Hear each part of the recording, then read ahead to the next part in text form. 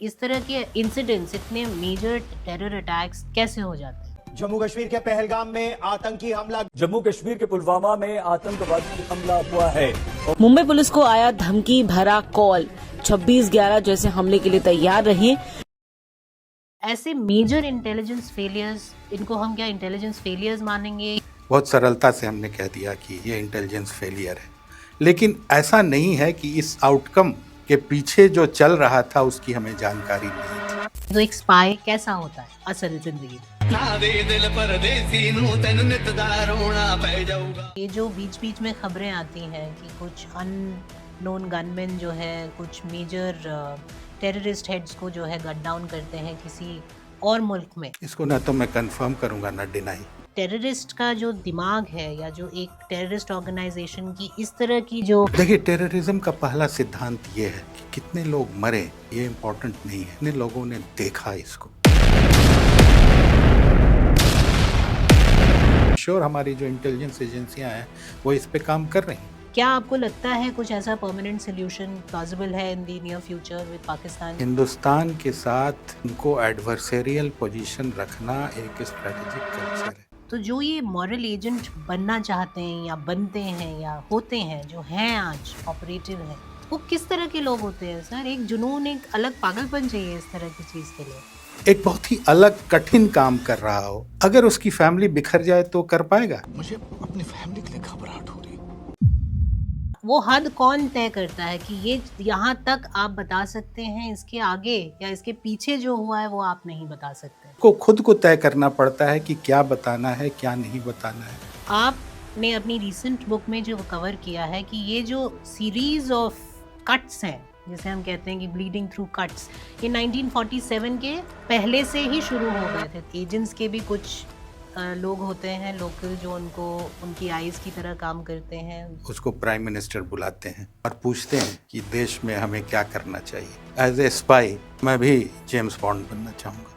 बंधन यही है कि हम अपनी कानून की सीमा और अपने आइडेंटिटी को डिस्क्लोज नहीं कर सकते। एक अभी सीरीज आई थी फैमिली मैन, बड़ी पॉपुलर हुई है। ये क्या वाकई ये ट्रू है? You are not allowed to even disclose your at least designation और एनीथिंग और what you do to even your family? Family एक जगह पे है काम करने के लिए, कोई कहीं दूसरी जगह चला गया, जी। 6 महीना 8 महीना उधर रहा। लेकिन एक नॉर्मल आईटी वाला 6 महीना 8 महीना कहीं बाहर रहे और एक आईबी वाला, आपने धुरंधर देखी है? जो हमारा व्यू बना एक जनरल ऑडियंस का, जिस तरह के व्यक्ति को तराशने की बात हुई है, he doesn't come from a normal background, वो एक क्रिमिनल बैकग्राउंड से ऑलरेडी है यहाँ हिंदुस्तान। इसमें मुझे फंडामेंटल रूप में विरोध है। उत्तिष्ठत जागृत प्राप्य वरान्नि बोधत, arise awake and strive for knowledge. नमस्कार दोस्तों, आज हम उस शैडो वर्ल्ड में कदम रखने जा रहे हैं जहां जीत की खबर अक्सर खामोश होती है और हार की कीमत हमारी नेशनल सिक्योरिटी से चुकाई जाती है। We've all seen the James Bond image or the high octane action in Dhurandhar. But real espionage is not about martinis and fast cars. It's about patience, skepticism and the faceless life. हमारे आज के guest कोई आम personality नहीं है. He is a veteran of India's premier intelligence agency, the Intelligence Bureau. Prabhakar Aluka sir has spent nearly 30 years in the Bureau, retiring as a special director.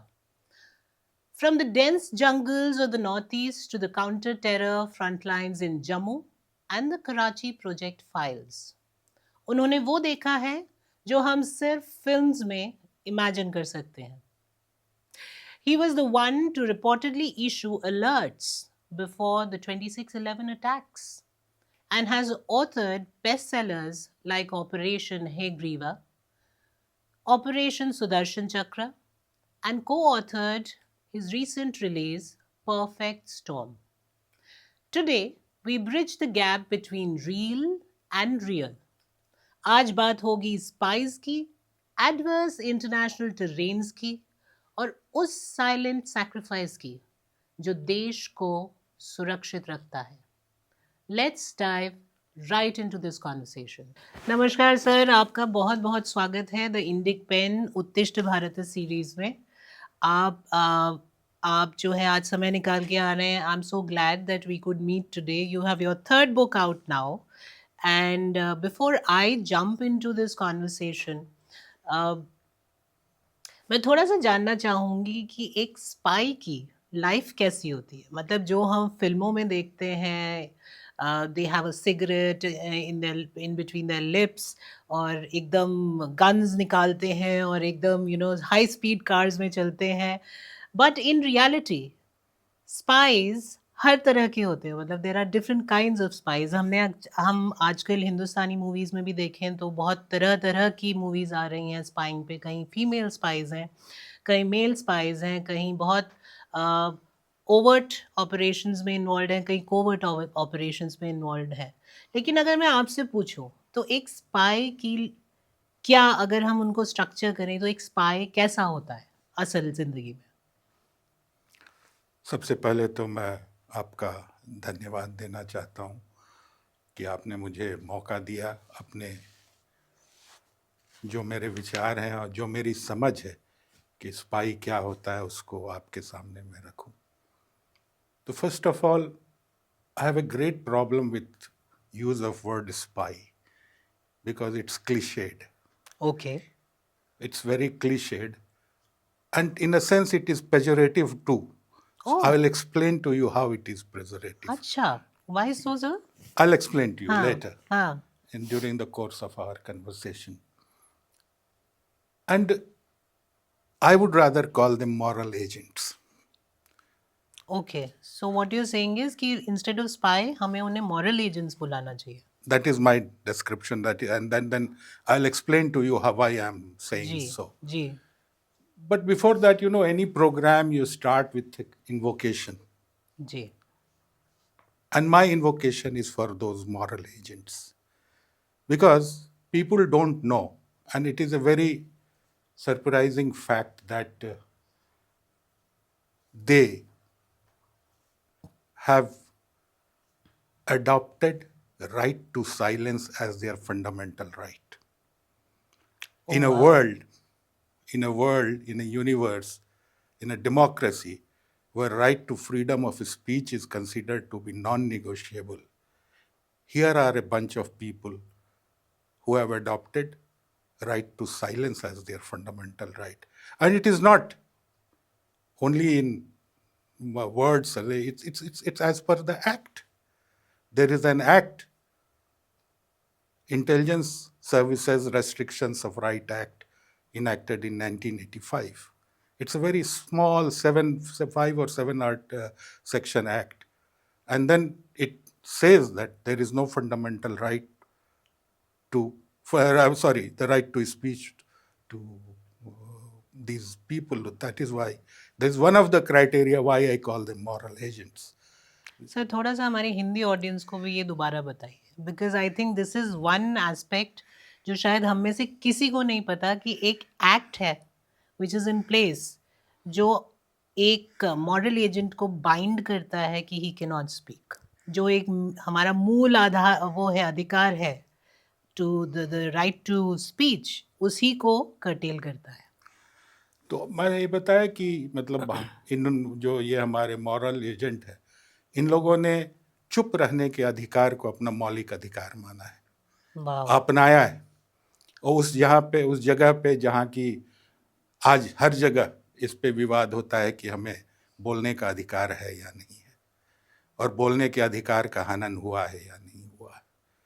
लेकिन ये group है जिसने कि चुप रहने के अधिकार को अपनाया है, और इसके लिए उन्होंने ऐसे सिर्फ अपने आप के लिए नहीं, एक एक्ट के तहत, एक कानून के तहत अपनाया है. So what you saying is कि हर व्यक्ति जो एक इस तरह की जॉब प्रोफाइल चूज करता है वो पहले से इस एक्ट के अंदर बाध्य होता है, and he has to remain silent, he is not allowed to speak. लेकिन थोड़ा और एक स्टेप बैक लें तो जो ये मॉरल एजेंट बनना चाहते हैं या बनते हैं या होते हैं, जो हैं आज ऑपरेटिव हैं, वो किस तरह के लोग होते हैं सर? एक जुनून, एक अलग पागलपन चाहिए इस तरह की चीज के लिए।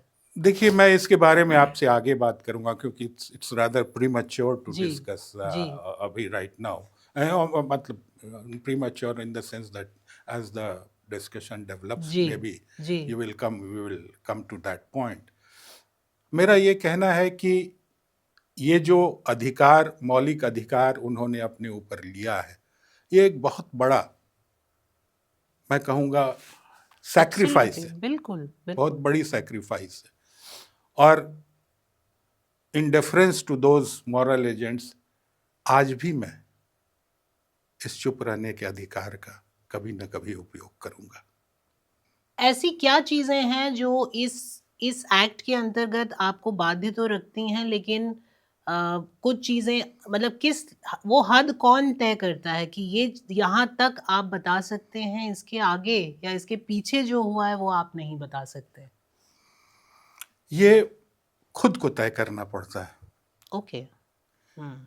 ये कोई, इसीलिए मैंने जो ये मॉरल एजेंट की बात की है, वो ये सारे संदर्भ उसमें आ जाते हैं जी कि उसको खुद को तय करना पड़ता है कि क्या बताना है, क्या नहीं बताना है, किसको बताना है और क्यों बताना है। हम्म ये उस व्यक्ति को ही तय करना पड़ता है। और इसीलिए मैंने कहा ना कि स्पाई और ये सब चीज़ें जो हैं बहुत क्लीशेड है।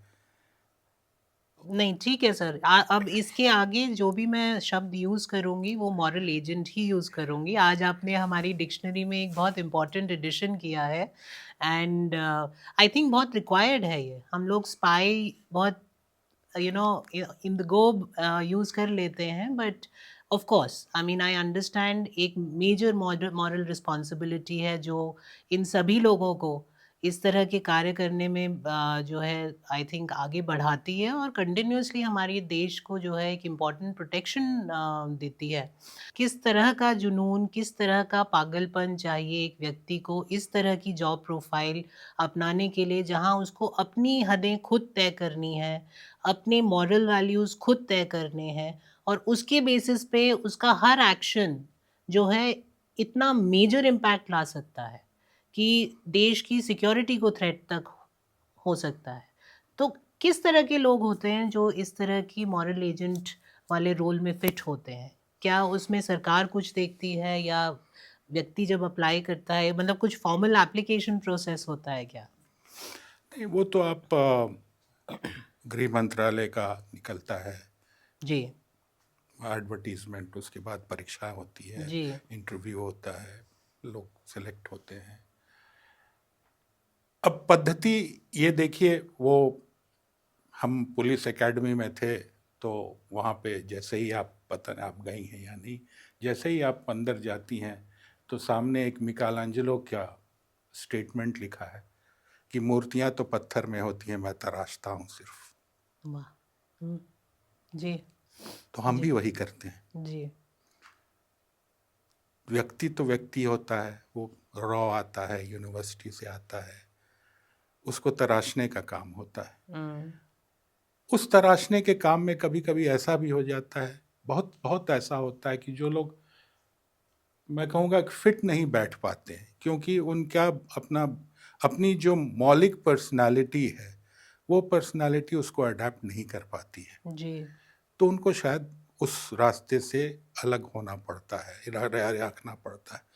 बहुत कम लोग ऐसे होते हैं, मैं कहूँगा। इसीलिए मैं जो ये मॉरल एजेंट की जो मैं पुकार करता हूँ, मैं सिर्फ इसीलिए करता हूँ कि बहुत कम लोग ऐसे होते हैं हम्म जो उसको अपना पाते हैं।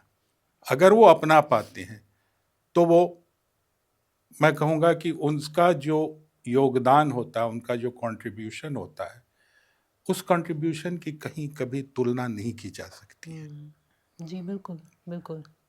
तो ये मैं कहूँगा कि कोई ऐसा व्यक्ति आपको, बहुत बिरले ही कोई ऐसा व्यक्ति मिलेगा जो कि सीधा साधा उस मानसिक स्थिति में हो कि वो उस तरह का कर ले।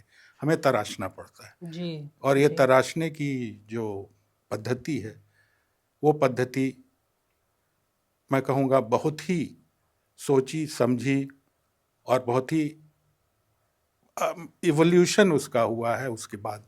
With time to time. जी हाँ। सर वापस आपने धुरंधर देखी है? नहीं, मैं देखने वाला हूँ, मुझे समय नहीं मिली अच्छा, तो मिला है। क्योंकि आपने देखी नहीं है तो मैं ज़रूर चाहूँगी कि उसमें जो हमारा व्यू बना एक जनरल ऑडियंस का, एक मैं स्पाई वर्ड उसके केस में इसलिए यूज़ करूँगी कि वहाँ पे जो एक जिस व्यक्ति को या जिस तरह के व्यक्ति को तराशने की बात हुई है, he doesn't come from a normal background. वो एक क्रिमिनल बैकग्राउंड से ऑलरेडी है यहाँ हिंदुस्तान में। तो थोड़ा-सा इस पर भी अगर थोड़ा हम बात करें कि एक तो फॉर्मल एप्लीकेशंस के थ्रू जो लोग एनरोल होते हैं, मिनिस्ट्री ऑफ होम अफेयर्स के थ्रू जो वो आती है, एप्लीकेशंस दी जाती हैं, उनको तराशा जाता है। क्या ऐसा भी होता है कि उसमें इस तरह के एलिमेंट्स, फ्रिंज एलिमेंट्स को भी कई बार रिक्रूट किया जाता है because you have to place them in adverse situations in foreign lands and uh, इस तरह के लोगों की शायद वहाँ ज़रूरत पड़ती हो? इसमें मुझे फंडामेंटल रूप में विरोध है, अच्छा, ठीक है। क्योंकि जो हमारे मॉरल एजेंट हैं वो मर्सनरी नहीं होते हैं। ओह! बहुत इम्पोर्टेंट बात की आपने। जी। वो मर्सनरी नहीं होते हैं। हुँ, ये लोग जो हैं इस तरह के, ये लोग मर्सनरी होते हैं। हुँ, मर्सनरी के रूप में मान लीजिए उनको किसी एक काम के लिए लगाया गया वो, क्योंकि देखिए, मैं अगर हम ऐसा करते हैं तो हम उसका बैकग्राउंड बहुत अच्छी तरह से जांच करके करते हैं, हुँ। और उसमें सबसे बड़ी हमारी ये कोशिश रहती है कि कहीं इसमें कोई ऐसा वीकनेस तो नहीं है जो हम ही को दगा दे जाए। Very important. जी, जी। तो इस तरह के जो लोग हैं उनको दगा देने की, उनसे दगा दे सकते हैं वो, there is a possibility, there is more a livelihood. Possibility. हाँ, जी, जी, जी। तो ये हमारे मॉरल एजेंट नहीं हो सकते, ये हमारे, आप कहिए, स्पाई नहीं हो सकते। जी, जी। ये चलिए एक काम के लिए है कि जाके वहां से करके आ जाओ, कर दो, वो हो जाए, मर्सनरी जिसको हम कहते हैं। तो ये जो, क्योंककि ऐसे बहुत सारी कहानियां हैं, दुनिया में कहानियां हैं, सिर्फ हिंदुस्तान में नहीं, दुनिया के स्पाई क्रॉनिकल में बहुत सारी ऐसी कहानियां हैं जिसमें ये लोग पलट गए, डबल एजेंट बन गए और इस तरह से। बिल्कुल। तो ये हमारे लिए बहुत ज़्यादा भरोसेमंद नहीं होते हैं। हुँ, हुँ। लेकिन मैं ये नहीं कहता हूँ कि उनका इस्तेमाल नहीं होता है। अच्छा, हाँ, ठीक है। हाँ। हुँ, बट वो मैंने कहा ना कि मर्सनरी हमारे लिए बहुत ही छोटे लेवल का काम है, क्योंकि हमें तो राष्ट्रीय सुरक्षा, देखिए, एक बहुत बड़ा मुद्दा है। बिल्कुल। उस बड़े मुद्दे में ये सब छोटी छोटी टैक्टिक्स हम लोग अपना सकते हैं, हुँ, लेकिन ये टैक्टिक्स जो है, जिसको हम कहें कि मौलिक टैक्टिक्स है, वो नहीं है। क्योंकि हमें इतनी फ्लेक्सिबिलिटी तो मिलती है कि हम क्या रास्ता अपनाएं, कैसे अपनाएं। और ये मेरा मतलब, जो उसको कंट्रोल करते हैं, ये उनकी जवाबदेही है कि आप उसको किस तरह से हैंडल करते हैं। बड़ा इंटरेस्टिंग एस्पेक्ट है सर, क्योंकि श्रीमद् भगवत गीता भी जब मॉरल रिस्पॉन्सिबिलिटी की बात करती है या मोरालिटी की बात करती है तो हमेशा ये कहती है कि in the context of what's happening. और आपकी बातों से ये समझ आता है कि जो भी चीज़ बन पड़े, चाहे वो एक सामने वाले को सही लगे या गलत लगे, लेकिन अगर राष्ट्र के सुरक्षा के लिए उसे इस्तेमाल करना है तो वो किया जाता है, उसमें कोई रुकावट नहीं होती। सर फिर भी ऐसा होता है कि टाइम टू टाइम सडनली ऐसा कोई इंसिडेंट होता है, ऐसा कोई अटैक होता है जहाँ पे मेजर इंटेलिजेंस फेलियर की बात होती है। अभी हाल में ही आपने सुना होगा जब रेड फोर्ट के आगे while chasing a group of terrorist blast हुआ। उससे पहले पहलगाम हुआ। आपने अपनी रीसेंट बुक में जो कवर किया है कि ये जो सीरीज ऑफ कट्स हैं, जिसे हम कहते हैं कि ब्लीडिंग थ्रू कट्स, इंडिया को जो ब्लीडिंग थ्रू 1000 कट्स वाली बात होती है, ये 1947 के पहले से ही शुरू हो गए थे, थोड़ा पहले से ही शुरू हो गए थे, और 1947 के बाद ये कंटिन्यूअसली जो है पाकिस्तान बनने के बाद ये चले आ रहे हैं। लेकिन अगर हम इस पूरे एस्पेक्ट को देखें तो इंडिया एक मच स्ट्रॉन्गर कंट्री मानी जाती है with respect to, in comparison to जो उसकी आसपास की कंट्रीज हैं। फिर भी ऐसे मेजर इंटेलिजेंस फेलियर्स, इनको हम क्या इंटेलिजेंस फेलियर्स मानेंगे या हम इनको किसी और तरह डिफाइन करेंगे, बट इस तरह के इंसिडेंट्स, इतने मेजर टेरर अटैक्स कैसे हो जाते हैं?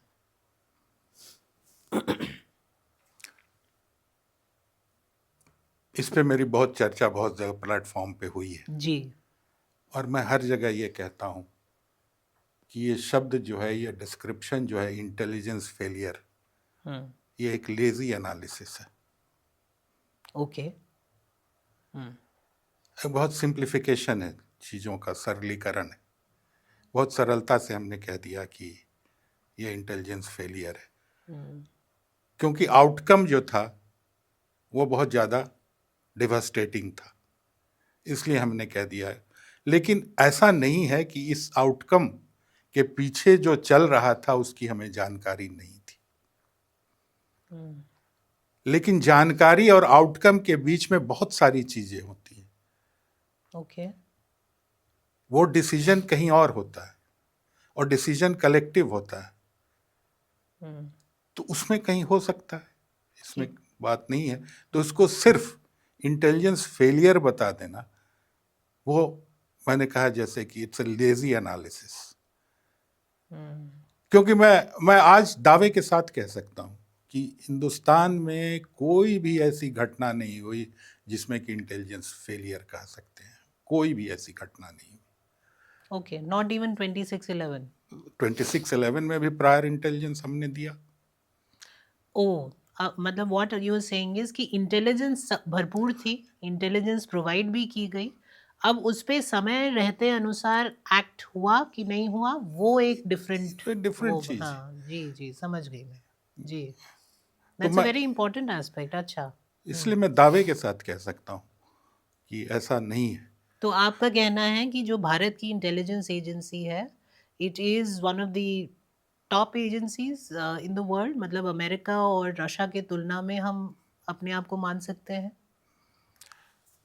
ऐसा नहीं कि चूंकि मैंने उस महकमे में काम किया है, मैं इस विश्वसनीयता के साथ कह सकता हूं कि क्योंकि मैंने और दूसरी इंटेलिजेंस संस्थाओं का भी अध्ययन किया है, उसके मामले में हम कहीं दूसरे नहीं हैं। अच्छा। We are second to none. Again I am talking with full conviction, it's not you say off the cuff remark. हमारी फिलॉसफी अलग हो सकती है, क्योंकि हर एक इंटेलिजेंस की फिलॉसफी अलग होती है, और हमने जब से अपना आज़ादी के बाद से हमने रिकंसिलिएशन अपनी फिलॉसफी बनाई है। इंटरवेंशन की फिलॉसफी हमारी बहुत बाद में आई। अच्छा, मैं उस पे आऊंगी कि इंटरवेंशन की क्या फिलॉसफी है, बट आप कह रहे हैं कि रिकंसिलिएशन की फिलॉसफी है, रिकंसिलिएशन की फिलॉसफी है। व्हिच मींस हम चाहते हैं कि आपस में बातचीत करके मामला सॉल्व हो जाए।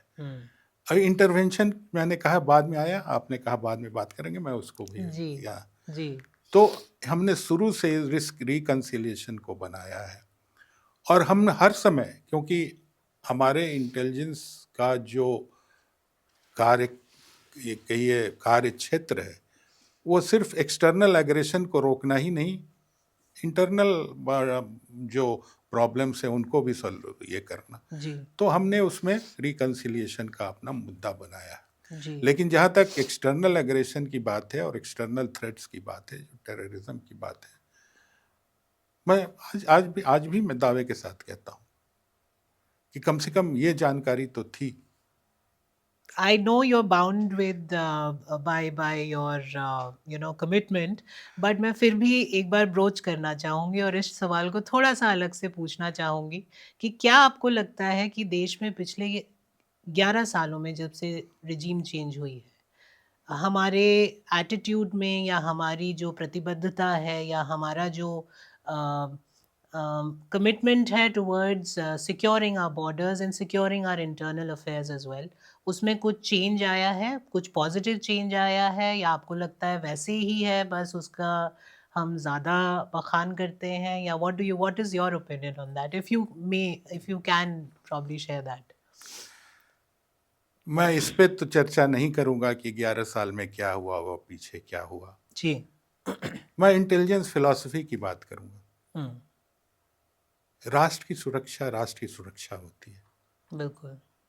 और वो इस हिसाब से नहीं बदलती कि हमें कौन है हमारे सामने। हुँ। वो एक सेट है। सेट है।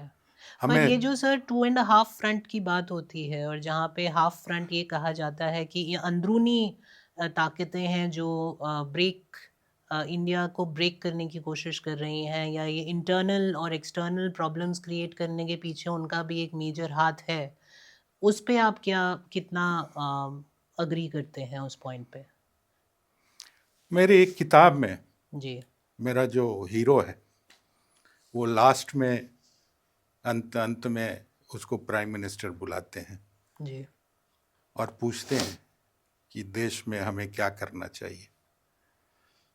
उसने सिर्फ एक लाइन में कहा कि आपको एंग्जाइटी कंट्रोल करना चाहिए, देश में जो एंग्जाइटी है। हुँ, और ये बहुत ही इम्पोर्टेंट मैसेज है, क्योंकि देखिए किसी भी समाज में, किसी भी व्यवस्था में एंग्जाइटी तो रहेगी। बिल्कुल। और ख़ास करके इतना बड़ा देश, इतनी विविधताओं वाला देश में तो नेचुरल है। जी, एंग्जाइटी तो रहेगी, जी। इंडिविजुअल एंग्जाइटी रहती है। मैं जब स्टूडेंट था तो मेरी कोई एक एंग्जाइटी थी, मैं जब नौकरी में आया तो मेरी कोई एंग्जाइटी है, अब तनख्वाह मिलने लगी फिर एंग्जाइटी है कि टैक्स ज़्यादा हो गया। सो जी। हर एक लेवल पे एंग्जाइटी है। हुँ, तो और इस एंग्जाइटी को कंट्रोल करना एक एक व्यवस्था के रूप में वही सबसे बड़ा इम्पोर्टेंट। और यहीं पे मैंने कहा रिकंसिलिएशन जो हमारा मोटो है, जो हमारी पद्धति है, वो यहाँ पे काम आती है। हुँ। लेकिन वो पद्धति अब आप कह रहे हैं चेंज हो रही है। नहीं, मैं ये नहीं कहा कि टोटली हमने छोड़ दिया। जी, जी। वो प्रायोरिटी की बात है कि अभी प्रायोरिटी ये है, अभी प्रायोरिटी वो है। वो मौलिक मुद्दा जो है, मौलिक जो पद्धति है, वो तो चेंज नहीं होती है। इससे पहले मैं आपसे पूछूं कि ये पद्धतियाँ किस समय आप कौन सी पद्धति इस्तेमाल करनी है उसका डिसीजन लेते हैं, पहले दूसरी पद्धति पे थोड़ा समझने की कोशिश करते हैं, that intervention, theory of intervention. ये क्या थ्योरी है? ये जो रिकंसिलिएशन के अलावा जो एक थ्योरी ऑफ इंटरवेंशन है, वो किस तरह की थ्योरी है? फिर उस पे थोड़ा और चर्चा करेंगे, क्योंकि आजकल आए दिन जो है न्यूज़ आती है कि कहीं पे कुछ लोगों ने किसी एक बड़े टेररिस्ट लीडर को गन डाउन कर दिया, और उसका डायरेक्ट जो कनेक्ट है वो किसी न किसी तरह रॉ पे या आईबी पे भी किया जाता है। तो पहले हम उसको डिफाइन करें, पहले ये थ्योरी ऑफ इंटरवेंशन क्या है समझने की ज़रूरत है। तो आप थोड़ा समझाएं इसको। देखिए, जब जब से ये पाकिस्तान का हमारे ऊपर प्रॉक्सी वार शुरू हुआ, और प्रॉक्सी वार तो देखिए मैंने अपनी पुस्तक में चर्चा किया है कि किस किस लेवल पे कैसे कैसे एवोल्यूशन हुआ उसका।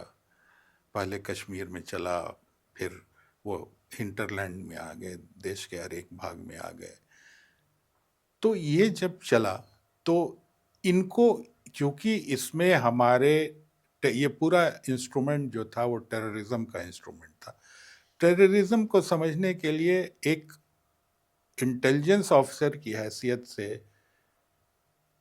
मैं इतना कहता हूं कि टेररिज्म वो चीज है जिसमें निर्दोष लोग मारे जाते हैं। एक तो लड़ाई होती है जो कि यूनिफॉर्म लोग हैं उनसे, वो अलग लड़ाई है क्योंकि वो हथियारबंद हैं, उनके पास ये है। लेकिन जो निहत्थे लोग, निर्दोष लोग, सिविलियन मारे जाते हैं, वो एक टेररिज्म की, मतलब कहिएगा, मौलिक पहचान है कि ये घटना होने पे इसे हम टेररिज्म कह सकते हैं।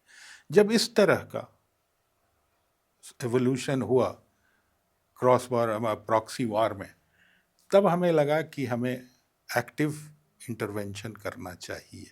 हम्म, तो फिर वो हमने स्टेट पुलिस के साथ मिलके और अनेक सुरक्षा बलों के साथ मिलके ये काम शुरू किया।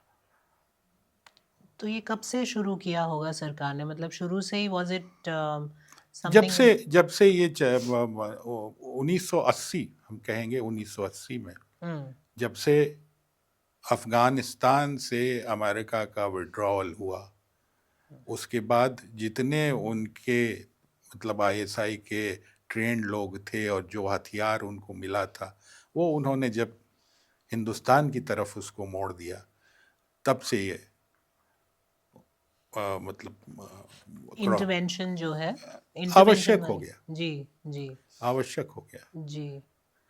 तो सर फिर अगर थोड़ा और आगे जाएं, जो मैंने अपनी बात शुरू करते वक्त भी कहा था कि ये जो बीच बीच में खबरें आती हैं कि कुछ अननोन गनमैन जो है कुछ मेजर टेररिस्ट हेड्स को जो है गट डाउन करते हैं किसी और मुल्क में, तो क्या और उसका फिर तार जोड़ा जाता है या ये इंसिनुएट किया जाता है, ये अक्यूज़ किया जाता है कि इनका तार जो है रॉ से जुड़े हैं या आईबी से जुड़े हैं। इसमें कहाँ तक आपको लगता है कि ये ठीक है किसी का ये मानना या सोचना, या ये एग्जैजरेटेड ओपिनियन है या क्या है? इसको ना तो मैं कंफर्म करूंगा ना डिनाई। ओके, ठीक है। ठीक है। बट मुझे लगता है हमें काफ़ी कुछ समझ आने लगा है कि क्या हो रहा है। थोड़ा और आगे बढ़ते हैं सर। एक जो इम्पोर्टेंट मुद्दा है जो हम ख़ासकर रिसेंटली देखते आ रहे हैं, जो पहलगाम में हुआ, दे वर वेयरिंग बॉडी कैमरास और उन्होंने ये रिकॉर्डिंग जो है इसको it was being stream live. ये आई थिंक 26/11 में भी हुआ क्योंकि थ्रू मीडिया जो है उनको लाइव स्ट्रीमिंग मिल रही थी, तब से लेके अब तक ये बढ़ ही गया है। ये जो तरीका है, जो ये स्ट्रैटेजी में चेंज हुआ है कि हमें उसका एक स्पेक्टिकल बनाना है, हमें उसे एक एक वाइडर पब्लिक तक पहुंचाना है। पहले मैं ये समझना चाहती हूँ कि ये जो एक टेररिस्ट का जो दिमाग है या जो एक टेररिस्ट ऑर्गेनाइजेशन की इस तरह की जो गतिविधियां हैं, वो what encourages or what works towards getting them into this kind of making a spectacle of such things, आप क्योंकि आपने अपनी फिलहाल की किताब में भी काफ़ी डीपली एनालाइज किया है कि एक टेररिस्ट ऑर्गेनाइजेशन की वर्किंग और उसकी जो जो एक फ्रेमवर्क होता है या जो उसमें लोग इन्वॉल्व हैं उनकी जो मेंटल वो होती है, उसके बारे में भी आपने काफ़ी कुछ मतलब आपकी किताबों से समझ आता है। तो थोड़ा-सा मैं चाहूँगी कि हमारे दर्शकों के लिए समझाएँ कि ये क्या नया ट्रेंड शुरू हुआ है? क्यों हुआ है ये ट्रेंड शुरू, जहाँ ये एक कैमरा के माध्यम से जो है इसको एक मच वाइडर ऑडियंस तक पहुँचाने की कोशिश होती है? देखिए, टेररिज्म का पहला सिद्धांत ये है कि कितने लोग मरे ये इम्पोर्टेंट नहीं है, कितने लोगों ने देखा इसको, वो इम्पोर्टेंट है। ये मूल सिद्धांत है उनका। लोग अगर देखेंगे तो ज़्यादा डरेंगे, तो इसलिए खबर फैलाना उनका मूल सिद्धांत है, और इसलिए उसके तहत ये करते हैं। और आजकल चूंकि टेक्नोलॉजी ऐसी हो गई है, तो अब वो लाइव उसको ये ब्रॉडकास्ट कर सकते हैं। तो इसमें कोई आश्चर्य की बात नहीं है, बहुत पहले से चला आ रहा है।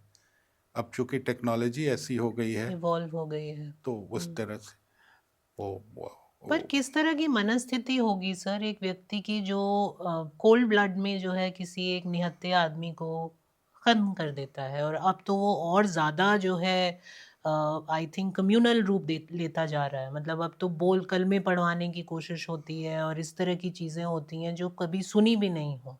और आप जब खुद कह रहे हैं कि एक लार्जर ऑडियंस तक पहुंचाना ही मेन उद्देश्य है, लोगों को मारना इज़ अ सेकेंडरी उद्देश्य, तो आप मतलब ये किस तरह की मनस्थिति होती है कि कोई व्यक्ति जो है टेररिज्म को अपना लेता है, स्वतः जाके यंग लड़के लड़कियां जो हैं वो आईसिस ज्वाइन कर रहे हैं और इस तरह के ग्रुप्स ज्वाइन कर रहे हैं, फ्रिंज एलिमेंट्स और फ्रिंज ग्रुप्स को ज्वाइन कर रहे हैं। अब ये तो बहुत ही कॉम्प्लेक्स सब्जेक्ट है, साइकोलॉजी का सब्जेक्ट है। लेकिन मेरी जहाँ तक समझ है वो ये है कि रोमांटिसिज्म को चेज करना हर एक आदमी चाहता है। एज ए स्पाई मैं भी जेम्स बॉन्ड बनना चाहूँगा, ईथन हंट बनना चाहूँगा, कि उसमें एक रोमांटिसिज्म इन्वॉल्व है। उसी तरह से इनमें भी किसी तरह का इस रोमांटिसिज्म इनकलकेट किया जाता है, या तो धर्म के नाम पे या राष्ट्र के नाम पे या किसी नाम पे।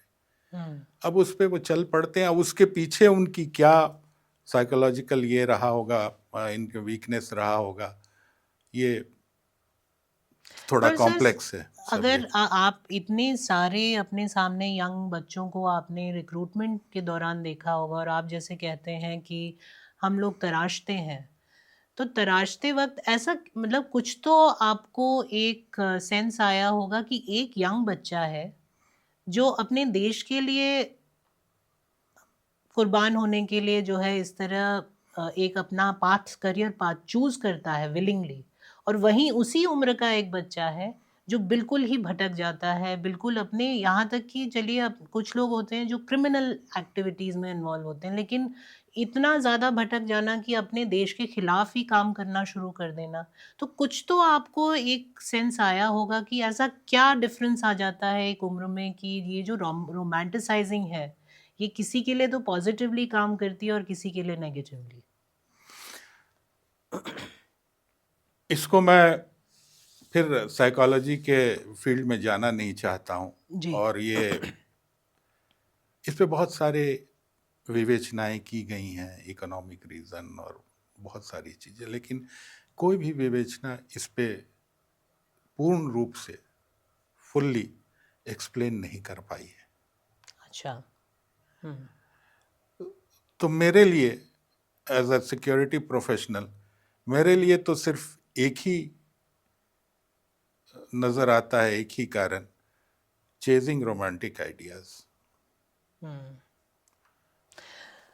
सर थोड़ा सा और इसमें साइकोलॉजिकल मेकअप से थोड़ा अलग हट के देखें, एक ट्रस्ट फैक्टर है, हर एजेंसी का अपने जो मॉरल एजेंट है उस पर एक ट्रस्ट होता है। ऑब्वियसली रिक्रूटमेंट्स में आप ये नहीं कर सकते हर क्षेत्र के लोग उसमें अप्लाई कर सकते हैं। हमें पता है कि कश्मीर एक बहुत ज़्यादा क्राइसिस के थ्रू, दशकों से क्राइसिस के थ्रू गुज़र चुका है। एक इंसर्जेंसी का माहौल वहाँ कंटिन्यूस रहा है। वहाँ पे जनरेशन आफ्टर जनरेशन जो बच्चे हैं वो इस माइंडसेट से आते थे कि हम भारत का पार्ट नहीं है। फिर भी एज अ सरकार, एज अ गवर्नमेंट, आपको वहाँ से भी लोगों को रिक्रूट करना पड़ता है, और सिर्फ आप ही को नहीं, आई थिंक अक्रॉस इंडिया उनको जो है मेन स्ट्रीम में लाने की ज़्यादा से ज़्यादा कोशिशें हो रही हैं ताकि they feel more included and involve, which they otherwise complaint की नहीं हो रहा है। बट क्या आपको लगता है इस तरह की सेंसिटिव एजेंसीज में, और ये आजकल बात भी बहुत चल रही है कि जैसे पुलिसिंग हुई या even day to day policing के लिए, या फिर आर्मी हुआ या आपका इंटेलिजेंस हुआ, इसमें मतलब is there ever a way to जज कि भाई ये नहीं, ये एक ऐसे क्षेत्र से आ रहे हैं जहाँ ज़्यादातर यूथ जो है वो फ्रिंज एलिमेंट्स के साथ इंटरेक्ट करता है, इन्वॉल्व है, तो ट्रस्ट फैक्टर उतना नहीं होता, कुछ इस तरह की बात होती है क्या? मैं आपको वापस रिकंसिलिएशन फिलॉसफी पे ले जाना चाहूँगा। जी। ये उसी फिलॉसफी के तहत इसको काम करना पड़ता है अच्छा। कि अगर हम मतलब उनको अपने सिस्टम से रिकंसाइल करवा पाएँ तो शायद वो जो थोड़ा उनका इंक्लिनेशन जो भी अगर रहा हो, मैं ये नहीं कहता हूँ कि होगा, अगर रहा बिल्कुल। हो, क्योंकि एक्सपोजर होने से तो हो सकता है, लेकिन ये हमारे रिकंसिलिएशन के मेथड का एक बहुत बड़ा हिस्सा है कि हम उन लोगों को भी उतनी ही तवज्जो देते हैं, उतना ही इम्पोर्टेंस देते हैं जो कि अलेजेडली डिस्टर्ब्ड एरिया से आते हैं। वो हमारे लिए उतने ही भारत के नागरिक हैं जितना कि दूसरी जगह से आते हैं। ये हमारे कार्यशैली का एक बहुत बड़ा सिद्धांत रहा है। पर सर इसी कार्यशैली में ऐसा भी रहा है कि जैसे आप खुद ही बोल रहे थे कि डबल एजेंटिंग की भी कई बार इन द पास्ट इस तरह की बातें हुई हैं कि डबल एजेंट्स पकड़े गए हैं। तो ये कब होता है जब एक एजेंट जो है दोनों तरफ से मुखबरी करना शुरू कर देता है, या ऐसा कब पता कैसे पता चलता है? आपने एक ट्रस्ट ले किया है एज एन ऑर्गेनाइजेशन और आपने एक एजेंट वहाँ तैयार किया है, प्रिपेयर किया है, and then he suddenly goes out and in some years you realize कि ये तो बागी हो गया है। तो इस कंडीशन का पता कैसे चलता है और उसके बाद किया क्या जाता है? देखिए, पता तो चलता है, यही तो हमारा स्किल है, हमारा ट्रेड क्राफ्ट है। एजेंट के ऊपर एजेंट रहता है। अब ये मैं नहीं कहूँगा जी जी, लेकिन हो सकता है कि उसके कार्य करने की पद्धति से ही पता चल पता जाए चलता हो। ये सही नहीं है, हम्म और उसके बाद जो हमारे काम का नहीं है वो नहीं है, सीधी बात है। हम्म सर आपने एक और बात बहुत इम्पोर्टेंट कही, वो कही स्पिरिचुअल एडिक्शन की, कि एक एजेंट, एक स्पेशली जब एक एडवर्स कंट्री में होता है, एक ऐसी कंट्री में होता है जहाँ वो ओपनली मतलब अपने आप को डिक्लेयर नहीं कर सकता, कि इन एनी केस एजेंट कहीं भी ओपनली नहीं डिक्लेयर कर सकता, बट ऐसी कंट्री में है जहाँ उसे पता है कि ये अगर मैं पकड़ा जाऊँ तो फिर तो एंड ही है इस उसका। तो ऐसी उसमें इतने इंटेंस प्रेशर में आपको क्या लगता है कि क्या चीज़ है that continues, you know, that makes them continue and that does not allow them to break down? ऐसे बहुत कम लोग हैं, लेकिन जो हैं वो कहिए कि अलग मिट्टी के बने हैं। क्योंकि मैं तो यूँ कहूँगा कि जब हम तराशते हैं उसी समय पता चल जाता है कि ये किस मिट्टी का बना है और कहाँ तक जा सकता है। तो उसकी पहचान उस तरह से करके की जाती है। Before we move ahead, just a small reminder to hit the subscribe button. Sir थोड़ा सा और उस समय पर जाते हैं जब आप आईबी में थे और कुछ मेजर अटैक्स जो हैं जिनका आपको ऑलरेडी इन्फॉर्मेशन थी, उसके बारे में बात करते हैं कि क्या ये सही मानना है कि हमारा जो है फोकस एलओसीज में, जो फिज़िकल बॉर्डर्स लैंड पे हैं, उन पर तो काफ़ी रहा है, लेकिन कहीं ना कहीं जो है हमारे वाटर बॉर्डर्स जो हैं उन पे शायद उतना स्ट्रांगली नहीं रहा।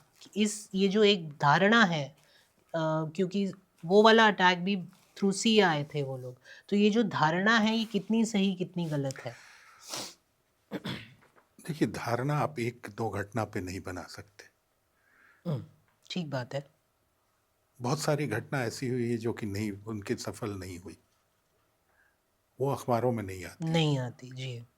मैं तो सिर्फ इतना ही कहूँगा कि हाँ, हमारा सी बॉर्डर बहुत ही बड़ा है, वल्नरेबल है, लेकिन इसका अर्थ ये नहीं कि हम बिल्कुल ही वहाँ पे हमारी कोई नज़र ही नहीं है। नज़र नहीं है। और सर ये जो नया टेक्नोलॉजी ड्रिवन जो अब खेल शुरू हो गया है, जैसे अभी तक तो सिर्फ लैंड और सी के माध्यम से वॉर्स और अटैक्स होते थे, लेकिन अब आ गया है जो narrative building through social media होता है, या जो एक नया वॉर है जो अब कहा जाता है कि उसके माध्यम से लड़ा जाएगा, जहाँ पे नैरेटिव्स की लड़ाई होती है बजाय एक्चुअल फिजिकल वॉर, या जहाँ हम कहते हैं कि एआई का इस्तेमाल होता है टू फाइट वॉर्स। अगर हम अपने रीसेंट इंसिडेंट्स में देखें तो ऑपरेशन सिंदूर के बाद कहीं ना कहीं वर्ल्ड में एक मैसेज गया कि इंडिया अपना नैरेटिव वॉर हार गया पाकिस्तान के सामने, बावजूद इसके कि पाकिस्तान को इंडिया ने उस टाइम धूल चटाई। लेकिन फिर भी जो एक वॉर ऑफ नैरेटिव्स है उसको कहीं ना कहीं आपको क्या लगता है कि हमें उसमें इम्प्रूव करने की ज़रूरत है, या आपको लगता है कि हम उसमें कहीं फॉल्टर कर रहे हैं, या आपको लगता है कि ये वॉर आगे चल के एक मेजर और बड़ा इशू होने वाला है? देखिए अभी जो हमारा टेररिज्म का और मतलब क्रॉस बॉर्डर टेररिज्म या क्रॉस बॉर्डर एक्टिविटी जो चल रही है, हम्म ये टेक्नोलॉजी के कारण इसमें बहुत बड़ा चेंज आने वाला है हम्म और आ रहा है इनफैक्ट। अब ये मल्टी वेक्टर अटैक होगा। मल्टी वेक्टर अटैक करने का मतलब कि सब तरह की चीज़ें यूज़ की जाएंगी। आपकी कॉग्निटिव मैनिपुलेशन, डीप फेक वगैरह चला के, या फिर आपका ड्रोन और वो सब सारी चीज़ें इस्तेमाल करके। अभी तक जो हम देखते आए हैं, अभी तो आपने जैसे कहा कि कोई उधर से आदमी आता था, ह्यूमन। अभी एक आपने बताया कि एक एडवांसमेंट ये हुआ कि बॉडी कैमरा लेकर आया। जी, अब ये दोनों नहीं आए, हो सकता है आप ड्रोन से हो भी रहा है इस हो बार। शायद उन्होंने हो ऑपरेशन सिंदूर में हम लोगों ने भी ड्रोन से और उन नहीं, लोगों वो ने भी तो ड्रोन। मिलिट्री की बात मैं कर रहा हूँ। अच्छा, इवन अटैक्स की बात कर अब रहे हैं आप, इवन जो मैं टेररिज्म टेररिज्म। की बात मैं कर ओ रहा हूँ। ओ जी, बिल्कुल तो बिल्कुल। ये जो जिसको मैं कह रहा हूँ कि मल्टी वेक्टर अटैक, वो अब हो सकता है including cognitive attack. Cognitive attack करने का मतलब वही कि डीप फेक चला के, ये चला के आपके सोच के, आपके समझ के, आपके नैरेटिव को चेंज करने की। ये तो एवोल्यूशन हो रहा है और होगा, और आई एम श्योर हमारी जो इंटेलिजेंस एजेंसियां हैं वो इस पे काम कर रही हैं। मैंने जैसे आपको शुरू में बताया ना, मैं तो कि हमने कैसे अपने टैक्टिक्स चेंज की। रिकन्सिलिएशन के बाद प्रायोरिटी हमने इंटरवेंशन को दी, जी। प्रायोरिटी दी, चेंज नहीं किया, प्रायोरिटी दी। और अब हो सकता है कि ऐसा काम चल रहा हो, हमारी एजेंसियां जरूर इस पे काम कर रही होंगी और जागरूक होंगी। जैसा कि मैं कल्चर जानता हूँ उन एजेंसियों का, तो वो जरूर उन पे काम कर रही होंगी। सर, बट आपको क्या लगता है कि हम उतने एडवांस्ड हैं टेक्नोलॉजिकली ऑल्सो, जहाँ पे हम compete कर सकते हैं विश्व की बाकी बड़ी एजेंसियों के साथ? मुझे तो कोई कमी नहीं नजर आती है। जी जी। हर समय आप इस बात को ध्यान में, मैं लोगों को कहूँगा कि नेशनल सिक्योरिटी विजिलेंस जो है वो डिसिप्लिन की बात है, वो हेडलाइन की बात नहीं है, अप्लॉज की बात नहीं है, रेटोरिक की बात नहीं है। इट इज़ बहुत ऑल सुंदर, अबाउट आपने डिसिप्लिन। बहुत इम्पोर्टेंट बात कही। जी। और हमारे जितने जो लोग काम करते हैं वो साइलेंस में काम करते हैं, हेडलाइन के लिए काम नहीं करते।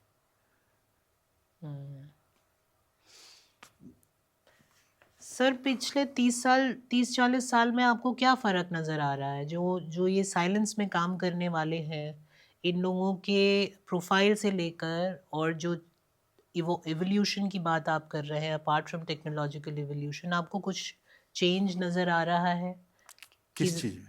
कि क्या ज़्यादा से ज़्यादा इंटरेस्ट आया है भारतीय नौजवानों में टू जॉइन आईबी, या इस तरह का चेंज है कि आईबी को लेकर जो एक जो धारणा है उसमें कुछ चेंज नज़र आया है, उसकी जो गवर्नेंस को लेके है उसमें कुछ चेंज नज़र आया है? कुछ 30-40 सालों में आपको कुछ फ़र्क नज़र आया है क्या?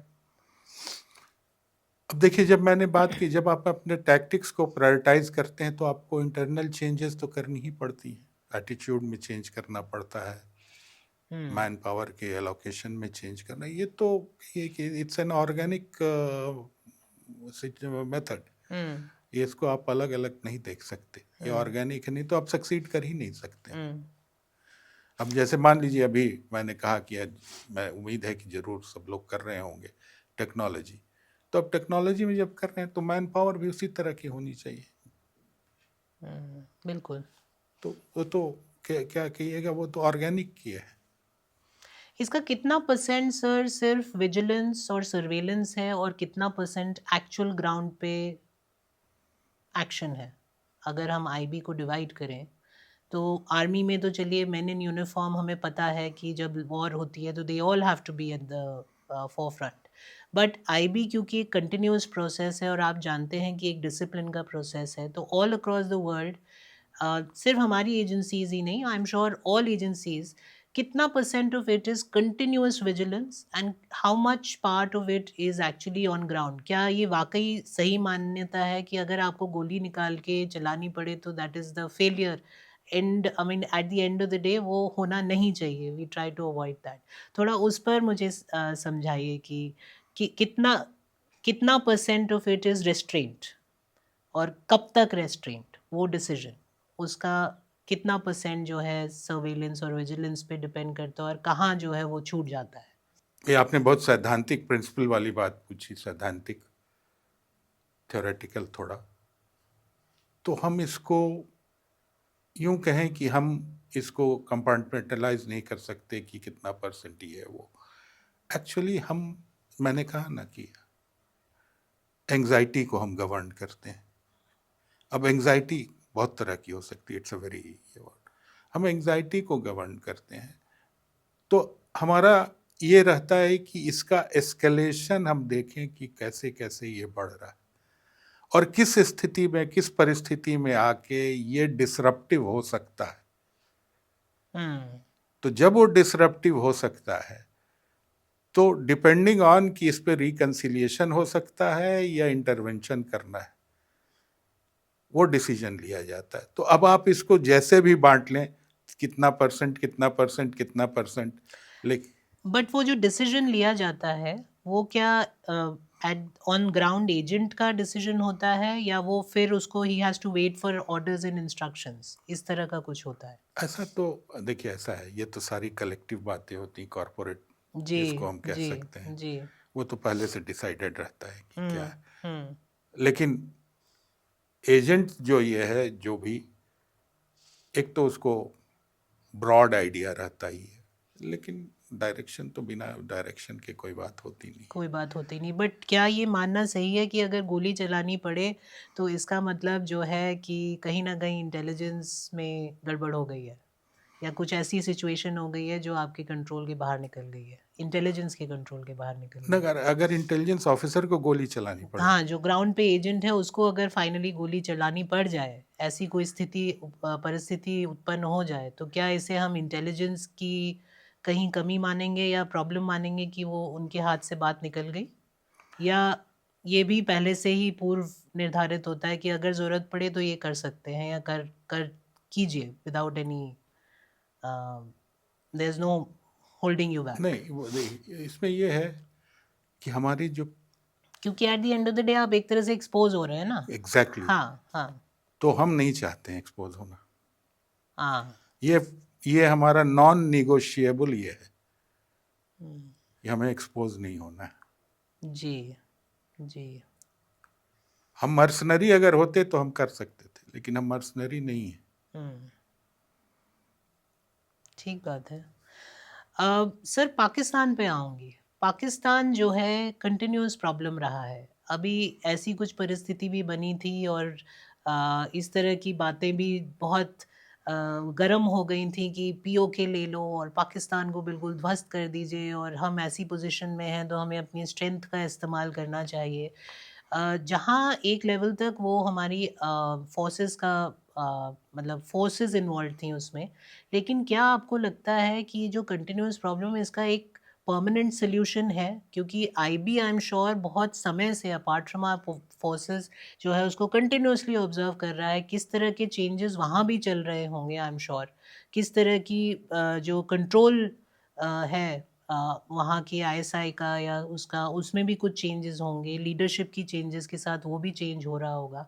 क्या आपको लगता है कुछ ऐसा परमानेंट सोल्यूशन है, प्लॉजिबल है in the near future with Pakistan, जहाँ पे अ, हमने ये करके तो देख लिया जो आपका ऑल्टरनेट माध्यम है रिकंसिलिएशन वाला, लेकिन इंटरवेंशन के माध्यम से क्या ऐसा भी कुछ परमानेंट सोल्यूशन हो सकता है, या हम ऐसे ही चलते रहेंगे जैसे हम उनको झेल रहे हैं पिछले इतने सालों से?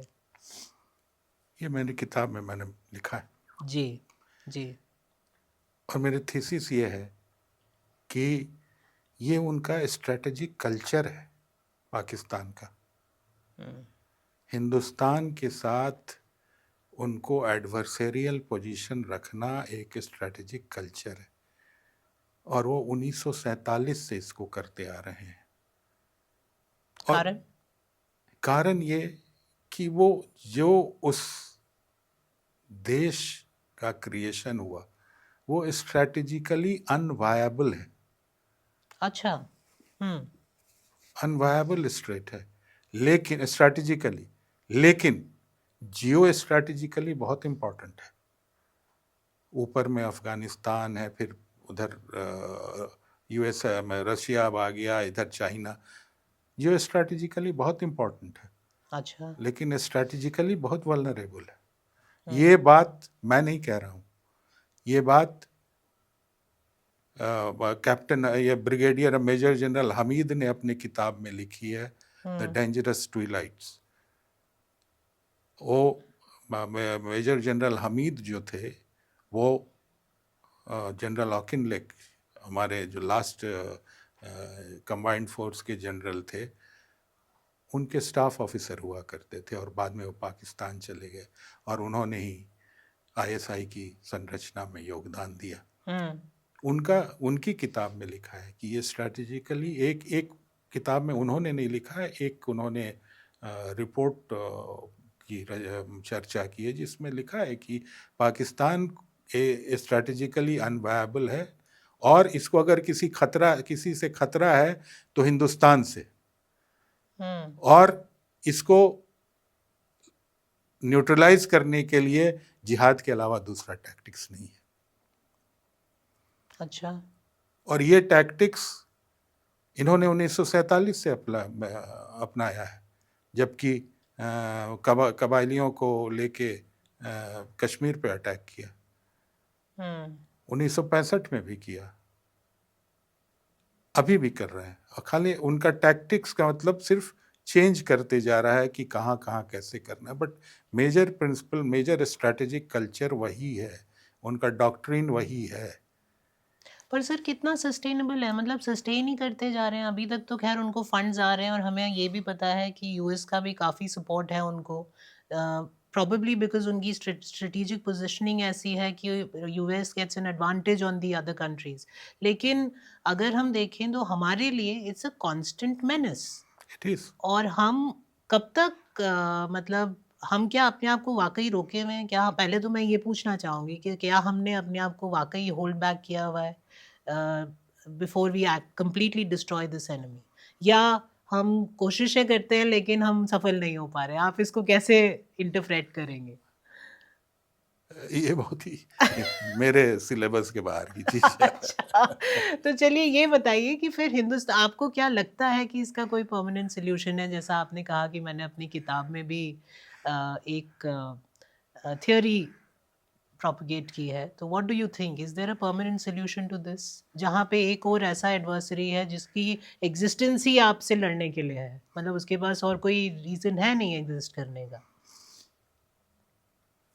न तो मेरे लाइफ टाइम में ऐसा संभव है, अब पता नहीं और कितना, बाद में कभी हो जाए तो हो जाए, लोगों को वहाँ चेंज आ जाए, कोई नया जनरेशन आए जो कि सब भूल जाए। तो मतलब हमें इस नासूर के साथ रहना पड़ेगा। जी। और आपको क्या लगता है कि उसको जो बात होती है अखंड भारत की और सब वापस मिला लेने की, उसमें भी कोई मतलब उसका कोई फायदा है या नुकसान ज्यादा होगा?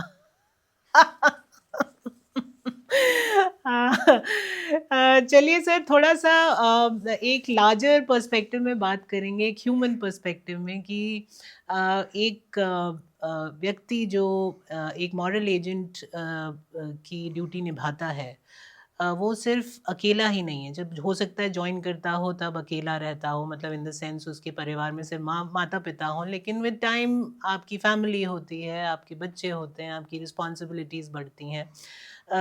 तो मैं पहले तो ये समझना चाहूँगी कि क्या सब अकेले रहते हैं क्योंकि ताकि कोई वीकनेस ही ना हो, क्योंकि at the end of the day तो फैमिली आपकी कहीं ना कहीं आपका एक ध्यान रखना ही पड़ता है आपको उनका भी। क्या वो एक वीकनेस हो सकती है? उस फियर से क्या आईबी एजेंट्स यूजुअली अकेले रहते हैं लाइफ में, या they are leading their normal lives and with that they are carrying out their responsibilities? और कितना खतरा है एक फैमिली के होने का, या एक मतलब बीवी बच्चे होने का, या हस्बैंड और बच्चे होने का, कि जो जो आपके लिए वीकनेस बन सकता है? इस तरह की कुछ इस पे थोड़ा ह्यूमन एलिमेंट पे बात कीजिए इस पे। और इसीलिए मैं उनको मॉरल एजेंट कहता हूँ। जी। जो आप फिल्मों में देखते हैं ये कि फैमिली बर्बाद हो गई, बच्चे बिखर गए, ये हो गए, इधर हो गए, एक सीधी सी बात है, बहुत सिंपल ह्यूमन बात मैं करता हूँ कि जो आदमी इतना इतना जिसको मैं कहूं कि एक बहुत ही अलग कठिन काम कर रहा हो, अगर उसकी फैमिली बिखर जाए तो कर पाएगा नहीं। तो मॉरल एजेंट मैं इसलिए कहता हूं कि वो दोनों देखता है। हम्म, हम्म, और ये जो फिल्मों में हम देखते हैं या वो, ये मैंने तो आज तक नहीं देखा रियल लाइफ में। मैंने बहुत लोगों को देखा है जो काफी दिनों तक अकेले रहे, काफी दिनों तक काम किया, मतलब कवर में, लेकिन कभी भी फैमिली को नेग्लेक्ट नहीं किया। नहीं किया। they are able to lead a normal life. Do you think? They are able to lead a normal life. ठीक है, प्राइवेशन होता है कि थोड़े दिन बहुत दिन बाहर हैं, बहुत दिन ये रहे, but it's part of work. आज भी तो ऐसा होता है ना कि मतलब फैमिली एक जगह पे है काम करने के लिए, कोई कहीं दूसरी कहीं जगह दूसरी चला जगह गया, है, जी। 6-6 महीना 8-8 महीना उधर रहा। लेकिन एक नॉर्मल आईटी वाला 6-6 महीना 8-8 महीना कहीं बाहर रहे, और एक आईबी वाला जिसका पता नहीं कि आज है कि कल खतरे में है, उस केस में आपको क्या लगता है? क्योंकि एक अभी सीरीज आई थी फैमिली मैन, बड़ी पॉपुलर हुई है। उसमें भी जो है फाइनली एक लेवल पे जाके ये जो है he has to disclose to the family कि भाई मैं एक आईबी एजेंट हूँ, मैं एक रॉ एजेंट हूँ, मैं एक स्पाई हूँ, और इसलिए मैं जो है otherwise he is doing some menial jobs and his family things कि एक लूज़र सा व्यक्ति है। तो आप मुझे ये बताइए कि ये क्या वाकई ये ट्रू है? You are not allowed to even disclose your real you know at least designation or anything, or what you do to even your family, and एक ऐसे खतरे वाले माहौल में जाने का क्या आपको लगता है कि they are able to really maintain a regular normal life? मैंने कहा ना, मैंने ऐसा कोई उदाहरण देखा नहीं। देखा नहीं। जी, जी। Very interesting.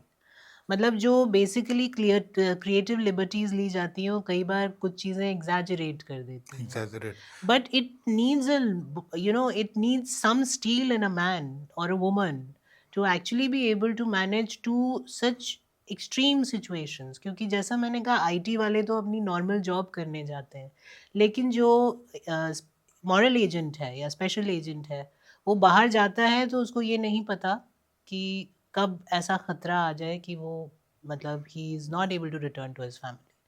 तो जो कि एक आर्मी वाले के लिए एक फैमिली जो है उसको पता होता है कि भाई ये अगर युद्ध में, आर्मी में है, युद्ध में जाएगा, आर्मी एयरफोर्स या नेवी में, तो युद्ध में जाएगा, तो देयर इज़ अ पॉसिबिलिटी, तो वो they are mentally prepared. But IB में do you think that level of this thing openness is allowed, जो specially because they are bound by the act? अब ये तो कोई नहीं बता के जाता कि मैं जा रहा हूँ। जी, वही तो मैंने बताया ना, वो तो उसके इस पे है कि वो क्या करके जाता है, बट जी। मैंने कभी नहीं देखा। नहीं देखा। जी। And the family is well taken care of? Obviously, हाँ जी। ऑब्वियसली। हम्म, हम्म। मतलब ऐसा नहीं है कि उनको बिल्कुल डिसोन कर दिया, जैसे हमें दिखाया जाता है कि बिल्कुल डिसोन कर दिया है, या नहीं, उनकी शहादत को भले ही पब्लिकली ना पहचाना जा रहा हो, बट यू फील कि ऐसा रहा है कि कुछ शहीद हो गए हैं और बिल्कुल, हाँ, बिल्कुल। जी। कुछ शहीद हो गए हैं और परिवार की देख रेख की गई है। हम्म। ये तो और कई ऐसे भी होते हैं जिनके बच्चे भी फिर वही ज्वाइन करना चाहते हैं। बिल्कुल, अच्छा, that's very interesting. Very interesting. जी, मेरी उस किताब में वैसे एक कैरेक्टर की ये है, जी, जी, पहले वाले में। जी। हाँ, जो अपने पिता की तरह जो है, हाँ। He wants to be. नहीं, वो उसमें वो कैरेक्टर वो है कि वो एक घटना पे आधारित है। उसके फादर का मर्डर टेररिस्ट ने उसके सामने कर दिया था। हम्म, वो छोटा सा बच्चा था, हम्म, फिर भी उसने ज्वाइन किया। हम्म। है, ऐसी कहानियां इंटरेस्टिंग। है, रियल लाइफ में ऐसी इंसिडेंट्स हैं। है। How wonderful. एक और जेंडर स्पेसिफिक क्वेश्चन, सर, कितना अ, आपको लगता है महिलाओं का भी बहुत योगदान रहा है या बढ़ रहा है, या आप कुछ चेंज देख रहे हैं उस ट्रेंड में? इस तरह के प्रोफेशंस को पहले महिलाएं शायद क्या कम लेती थीं, अब ज़्यादा ले रही हैं, या शुरू से ही महिलाएं भी काफ़ी कंट्रीब्यूट करती थीं? थोड़ा इस पे प्रकाश डालिए एज टू जेंडर वाइज कितना चेंज आया है in terms of taking this up as a profession, क्योंकि हम बाकी जगहों पे देख रहे हैं जैसे पुलिस हुए, आर्मी हुआ, यहाँ पे भी अब जो है there are lot more women you know getting recruited. तो आईबी में भी ऐसा कुछ चेंज आया है? देखिए, ऐसा ही जेंडर स्पेसिफिक जो है, हम लोग तो अपने जब नौकरी ज्वाइन किए और अभी तक में, हम्म, पहले महिलाएं ऐसे भी कम आती थी, जी। इक्की दुक्की महिलाएं आती थी। हम्म, हाँ, मतलब वो तो जनरल पुलिस सर्विस में भी कम आती थी। जी बिल्कुल। मुझे तो जहाँ तक याद है, इफ मेमोरी इज करेक्ट, 1973 में पहली महिला का रिक्रूटमेंट हुआ था। ओह। हाँ, वो हुआ था, मतलब वो आई थी।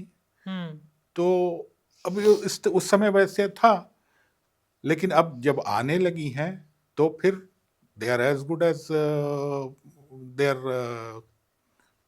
Mail colleagues. मेल या counterparts. Colleagues, they are as good as that. Hmm, तो उसमें तो और वो भी एडवर्स सिचुएशंस में रेडी रहती हैं टू टेक ऑन प्रोजेक्ट्स और असाइनमेंट्स इन एडवर्स सिचुएशंस और एडवर्स कंट्रीज। अब मैं एक दो जो मुझसे जिन्होंने बात किया, वो तो बहुत विलिंग थी। अच्छा, अच्छा। हाँ, that means there is a growing support even from the family, मतलब उस तरह का। ऑब्वियसली, हाँ जी, हाँ जी। ऑब्वियसली। क्योंकि जैसा कि मैं बार बार अपने दर्शकों को भी कहना चाहूँगी कि ये एक रेगुलर फोर्स वाला जॉब नहीं है, जहाँ पे आर्मी, एयरफोर्स और नेवी के जो हमारे नौजवान हैं या नवयुवतियाँ हैं, they know what they are taking on. IB में सबसे बड़ा वो है not to be able to disclose, और वो एक ऐसी प्रोफाइल है जिसको मैनेज और मेंटेन करना मुझे लगता है कहीं ना कहीं ज़्यादा कठिन है बजाय ऑलरेडी अवेयर प्रोफाइल्स के, जहाँ पे ऑलरेडी लोगों को पता है कि इनका क्या जॉब रोल है। तो बड़ी इंटरेस्टिंग बात है कि महिलाओं का जो है कंट्रीब्यूशन बढ़ रहा है। जी हाँ, बढ़ रहा है। हम्म, और अब जो ऐसे है कि अब तो बहुत सारे, अब टेक्नोलॉजी भी आ गई है, ये तो टेक्नोलॉजी में भी उन लोगों का, फील्ड ऑफिसर होना एक बात है, हम्म, बहुत सारे डिसिप्लिन है इंटेलिजेंस के, हाँ, कंट्रीब्यूट कर सकती है। जो फील्ड ऑफिसर चाहे फील्ड ऑफिसर भी बन सकती थोड़ा सा फन क्वेश्चन है सर, क्या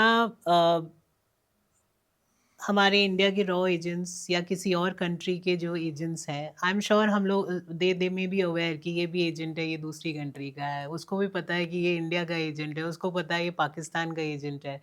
ये लोग एक दूसरे को क्या, जैसे हम एक आर्मी और एयरफोर्स में एक वो होती है कि हाँ भाई, you are also you know a serving officer and I'm also a serving officer, though we are serving different countries, क्या उस तरह की एक दूसरे के प्रति एक रिस्पेक्ट होती है, या एक कहीं कहीं ना कहीं कुछ देशों के उनके बीच में क्या कैमराडरी भी देखी जाती है, या they have to completely stay away from each other's limits?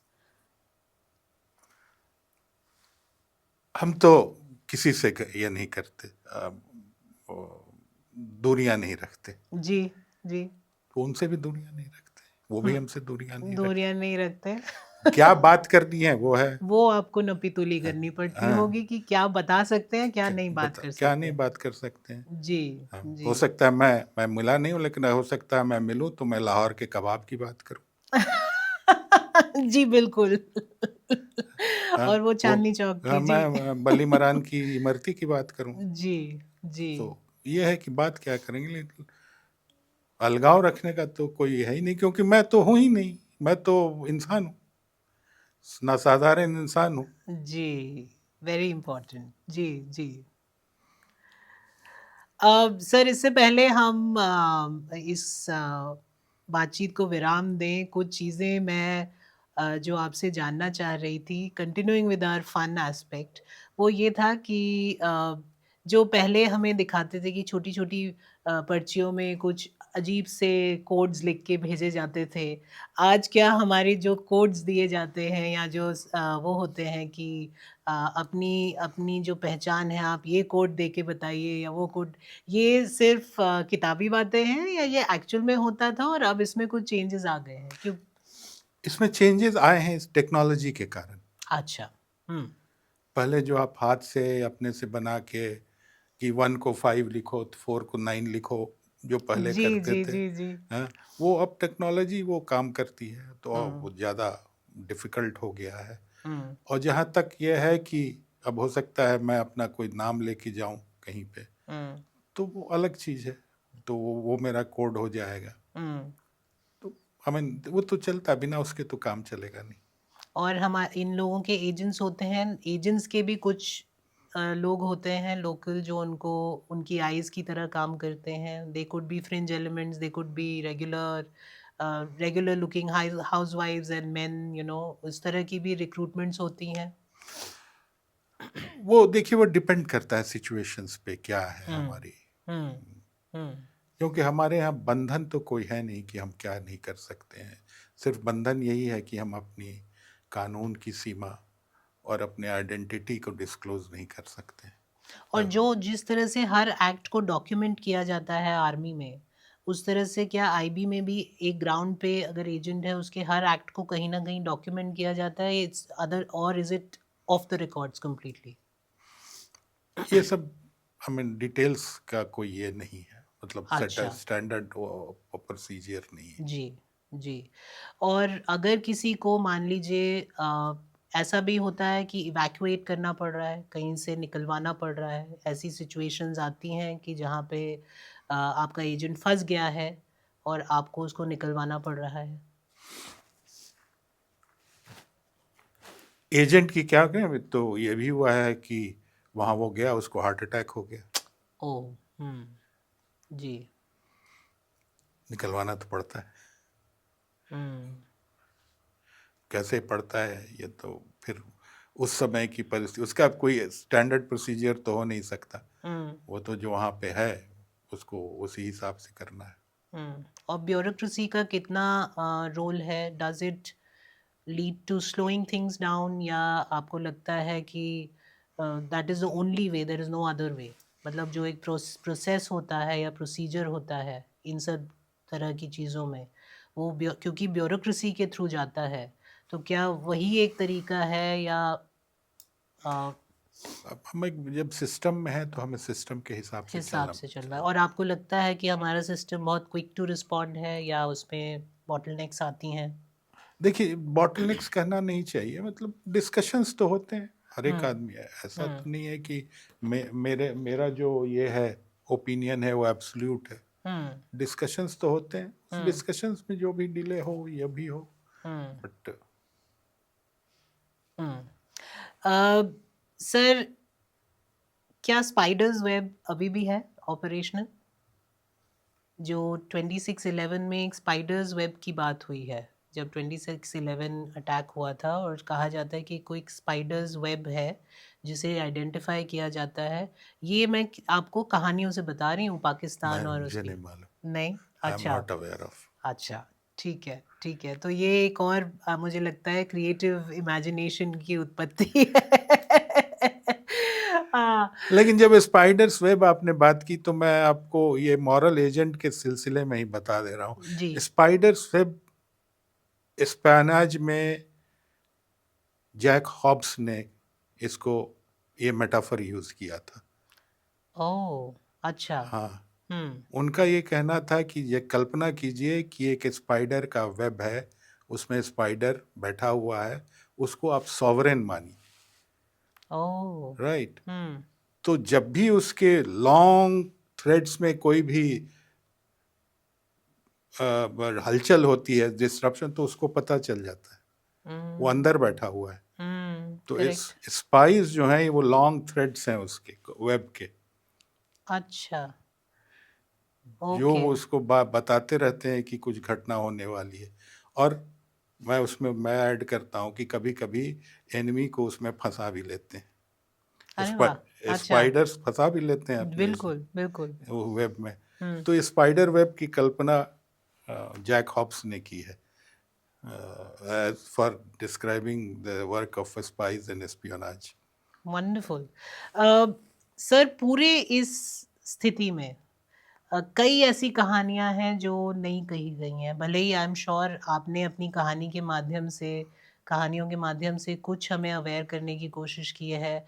फिल्में और सीरीज़ बन रही हैं जिसके थ्रू भी हमें अब धीरे धीरे पता चलने लग गया है कुछ इम्पोर्टेंट जो हमारे ऑपरेशंस थे इन द पास्ट, उनके बारे में पता चलता है, करंट ऑपरेशंस के बारे में पता चलता है। लेकिन आपको क्या लगता है, अभी भी ऐसी कई कहानियां हैं जिनको अगर हर एक and every time you hear this story, why I am asking you this question is क्योंकि every time you hear these stories you are filled with this pride कि अरे हमें तो ये पता ही नहीं था, हमें ये पता ही नहीं था कि भारत भी ऐसी एक स्ट्रॉन्ग पोजीशन रखता है या भारत ने भी इस तरह के एक्शन लिया है। तो क्या आपको लगता है ऐसी बहुत सी और ऐसी एक्साइटिंग स्टोरीज हैं जो अगर आने वाले समय में कभी भी जब भी अलाउ हो, अगर बाहर आए तो will fill this nation with sense of pride, more pride, कि भारत का जो एक परसीव्ड इमेज था ऑफ अ वीक कंट्री, वो ऐसा कभी भी नहीं रहा। It was always, at least in certain areas, it was always strong. Definitely 100%। How exciting. It will, क्योंकि जितना भी मैंने पूरा मैं जानता नहीं हूँ, जितना भी मैंने जाना है उसके हिसाब से इट विल। और इसीलिए मैंने आपको पहले कहा कि we are second to none. उसी के स्ट्रेंथ पे मैंने कहा जी जी। लेकिन वही ने मैंने कहा कि हमारी तो ये सेल्फ इम्पोज नहीं, कानून की तरफ से इम्पोज हमने खुद किया कि मैं बोलूँगा नहीं। बिल्कुल। और उसका कारण है, ऐसा नहीं है कि ऐसे ही अपनी बेवकूफ़ी को छुपाने के लिए भी हो सकता है कि मैं ना बोलूं। जी जी जी। लेकिन ये बेवकूफ़ी छुपाने के लिए नहीं, क्योंकि इसमें बहुत सारी बातें हैं जो हो सकता है, मतलब कुछ लोगों का मतलब आई कांट से, जो कि नेशनल सिक्योरिटी के इसमें जिसको कि सर, बट क्या ऐसा भी पॉसिबल है कि कुछ ऐसी बातें जो 1947 के इमीडिएट बाद हुई हों या बहुत पहले दशकों पहले हुई हों, उनका अभी भी नेशनल सिक्योरिटी पे इम्पैक्ट हो सकता है? अब ये हो सकता है। अच्छा, हो क्योंकि कई बार ये भी कहा जाता है नेशनल सिक्योरिटी टर्म यूज करके हम कई चीजें मतलब हाँ, ढक देते हैं। नहीं, वो कहने वालों की बात भी सही है, लेकिन कहीं जरूरी भी है। अच्छा, तो आपका कहने का मतलब है कि कुछ चीजें हमेशा हमेशा के लिए भी बंद रह सकती बंद रह सकती है, बंद रह सकती है। मैं 2-3 बातें एक्सप्लेन करना चाहूँगा। बिल्कुल सर, बताइए। हाँ, एक्सप्लेन, जो मैंने कहा कि क्यों मैं कहता हूँ कि स्पाई वर्ड क्लीशेड है और जी पेजोरेटिव भी जी है। जी। वो इसलिए कि स्पाई वर्ड्स के अगर आए तो आप अब उसमें ऑरवेल हमेशा समा जाता है। Correct. Is watching, somebody is watching, ये बहुत गलत धारणा है। दूसरा कि क्लोक एंड डैगर, ये भी आ जाता है। एक मतलब जो इमेज आता है वो ये है, या नहीं तो रोमांटिसिज्म, जेम्स बॉन्ड या ईथन हंट, फास्ट गाड़ियाँ, जिसको मैं कहता हूँ कि ये जो परिकल्पना है 5G है, guns, girls, glamour, gits and gizmos. जी। हाँ, ये आती है। जबकि असलियत यह है कि बड़ा ये स्लो वर्क है, 2G का वर्क है। ये 5G में नहीं जा सकता। 5G में नहीं जा सकता। जी। और 2G है ग्रिट एंड गाइल। फैंटास्टिक। तो इसको, और द मॉरल एजेंट का मेरा कहने का मतलब ये है कि always to perform for the good of the community, for the good of the nation. वो भी क्या, वो भी बहुत ही मैं कहूँगा कि क्वालिफाइड है वो। It is maximum good to maximum people, it is not that good to all people, जो कि पॉसिबल है ही नहीं. It's a very utilitarian concept, maximum good to maximum people. Of course. और मॉरल एजेंट मैं इसलिए कहता हूं कि इनको हिम्मत रहती है कि मैं कानून की सीमा तक जा सकूं, लेकिन उसको तोड़ो नहीं. इस पे मैं एक कार्टून की भी चर्चा करता हूं. हम लोग बचपन में डेनिस द मिनेस पढ़ा करते. जी. तो डेनिस जो था काफ़ी चंचल, काफ़ी मतलब प्रैंक किया करता था अपने, उसके जो नेबर थे उनसे, उनके साथ ज़्यादा, बूढ़े नेबर. उसका एक पेट था, रफ डॉग. जी. तो एक दिन उसने कुछ प्रैंक किया अपने उस नेबर के साथ. उसकी माँ तो उसको बहुत ये करते रहती थी, डिसिप्लिन. तो ये बड़ा ये हो गया, झुंझला गया, और रफ को बोल रहा है कि मैंने कुछ गलत तो किया नहीं, मैंने तो सिर्फ कानून को मोड़ा है. जी. तो हम भी वही करते हैं. वही करते हैं. तो ये करने के लिए आपको मॉरल शक्ति चाहिए, बिल्कुल. इतना करने. इसीलिए मैं स्पाई वर्ड, और ये चूंकि चलिए बोलचाल की भाषा में है तो है, लेकिन मैं फॉर्मल डिस्कशन में मैं स्पाई वर्ड का इस्तेमाल करना नहीं चाहता हूँ. नहीं, बिल्कुल सर. I completely agree. आपसे इतनी लंबी बातचीत के बाद मुझे कुछ चीज़ें तो काफ़ी क्लियर हुई हैं जो पहले नहीं थी, और आई एम श्योर हमारे दर्शकों को भी क्लियर होंगी. और आज के बाद से मेरे लिए तो वो मॉरल एजेंट ही कहलाए जाएंगे. But thank you so much sir for making time today. आपकी जो बात करने का तरीका है, और जिस तरह से आपने बहुत सरलता से कई गंभीर चीज़ों को हमें आज समझाया, उससे एक बात तो रिफ्लेक्ट करती है कि जो वो शब्द है discipline and slowly working towards your goal, वो आपके पूरे पर्सनालिटी से रिफ्लेक्ट करता है. Thank you so much for taking time out today, और हम आपको फिर एक बार कभी जो है दोबारा बॉदर करेंगे to join us on this podcast and share much more, जब हम नई क्वेश्चंस के साथ आपके सामने हाजिर होंगे. Thank you so much sir. Thank you Thank you you. For your Every civilization has stories worth remembering. If you want to be part of reclaiming the Indic narrative, subscribe to this podcast right now and share it with those who value our heritage.